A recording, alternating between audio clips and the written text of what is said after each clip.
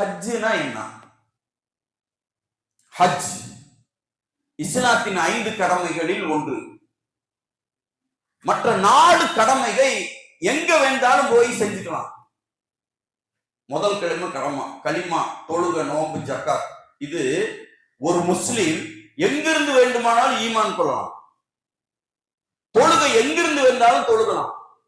வீட்டுல தொழுகலாம், பள்ளியில தொழுகலாம், ஜமாத்து தொழுக வீட்லயும் தொழுகலாம், ஜும்மா தொழுக கூட வீட்டுல தொழுதுக்கலாம் 10 பேர் இருந்தா. ஏன்னா கொரோனா சமயத்தில் நிறைய பேர் வீட்டுலதான் ஜும்மாவே தொழுதோம், நிறைய பேர் பெருநா தொழுகையும் தொழுதோம். தொழுகையை எங்க வேண்டுமானாலும் தொழுகலாம். ஜக்காத்து எங்கிருந்து வேண்டாலும் கொடுக்கலாம், நோன்பு எங்கிருந்து வேண்டாலும் வைக்கலாம். ஹஜ்ஜுக்கும் இந்த 4 கடமைகளுக்கும் ஒரு வித்தியாசம். ஹஜ்ஜு என்பது அந்த இடத்துக்கு மட்டும் போய்தான் செய்யணும். அந்த இடத்துக்கு போய் மட்டும் செய்யறதுக்கு பேரு தான் ஹஜ்ஜு. ஹஜ்ஜுக்கு என்று ஒரு இடம் உண்டு, ஹஜ்ஜுக்கு என்று ஒரு காலம் உண்டு.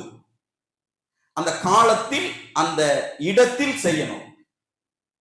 சரி, ஹஜ்ஜுக்கு அந்த இடத்துக்கு போகிறதுக்கு பேரு தான் ஹஜ்ஜு.